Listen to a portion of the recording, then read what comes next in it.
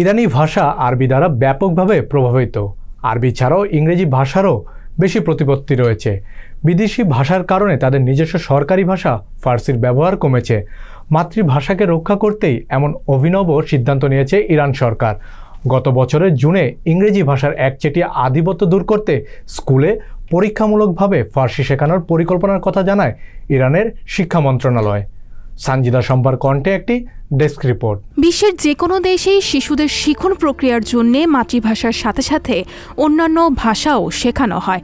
তবে সম্প্রতি মধ্যপ্রাচ্যের অন্যতম পরাক্রমশালী রাষ্ট্র ইরানে প্রাথমিক শিক্ষায় ইংরেজি, আরবি সহ সব ধরনের বিদেশি ভাষা শিক্ষা নিষিদ্ধ করা হয়েছে।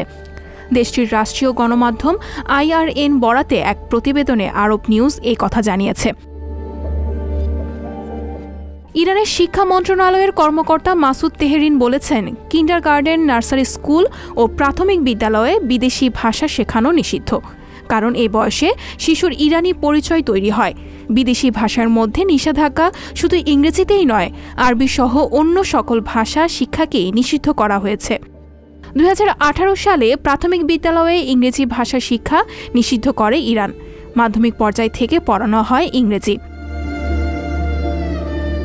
ইরানি ভাষা আরবি দ্বারা ব্যাপকভাবে প্রভাবিত।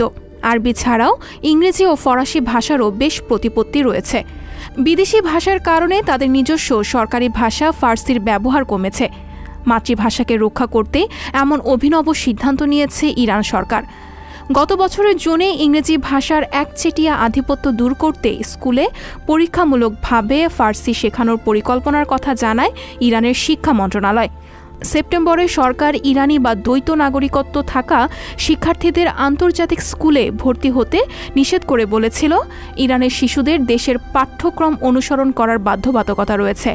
এমন সিদ্ধান্তের কারণে হঠাৎ করেই ফরাসি, জার্মানের প্রতিষ্ঠান সহ তেহরানে থাকা বেশ কয়েকটি আন্তর্জাতিক স্কুলে শিক্ষার্থীদের সংখ্যা কমে গেছে। বিচ্ছিন্ন বেশ কয়েকটি সিদ্ধান্তের জন্য ইরান সরকার বেশ সমালোচিত হয়েছে। অনেকদিন ধরেই বিক্ষোভে উত্তাল রয়েছে ইরান। এর আগে হিজাব পরাকে কেন্দ্র করে মাশা আমিনি নামের এক কুর্দি তরুণীকে গ্রেফতার করে ইরান পুলিশ।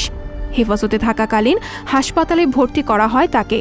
3 দিন কোমায় থাকার পর হাসপাতালে ওই তরুণীর মৃত্যু হলে দায়ভার পড়ে পুলিশের ওপর। দাবি করা হয় পুলিশি হেফাজতে নির্যাতন করে মেরে ফেলা হয়েছে আমিনিকে।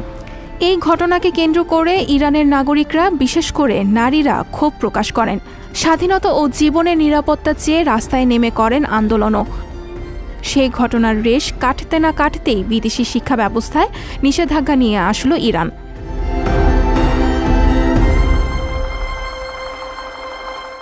অধিকাংশ দেশি শিশুদেরকে মাতৃভাষার পাশাপাশি অন্যান্য দেশের কয়েকটি ভাষা রপ্ত করার শিক্ষা দেওয়া হয়। ইরানে সেই সুযোগ আর থাকছে না। নতুন জারি হওয়া এই নিয়মের প্রতিক্রিয়া কী হবে তার সম্পর্কে এখন কিছুই বলা যাচ্ছে না।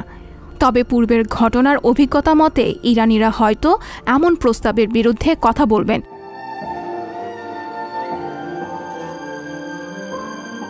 উল্লেখ্য, যে দেশে এত বিক্ষোভ, এত উত্তাল, সে দেশেই এবার গড়িয়েছে নোবেল পুরস্কার। ইরানের নারী অধিকার কর্মী নার্গিস মোহাম্মদী এবছর নোবেলে শান্তি পুরস্কারে ভূষিত হয়েছেন।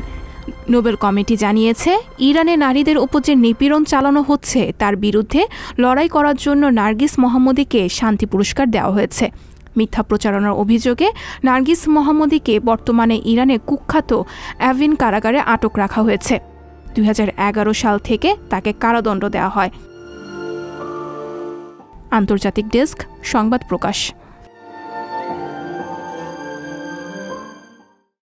সংবাদ, ফিচার ও অনুষ্ঠানের জন্য ভিজিট করুন সংবাদ প্রকাশের ওয়েবসাইট এবং যুক্ত থাকুন ফেসবুক পেজ ও ইউটিউব চ্যানেলের সঙ্গে।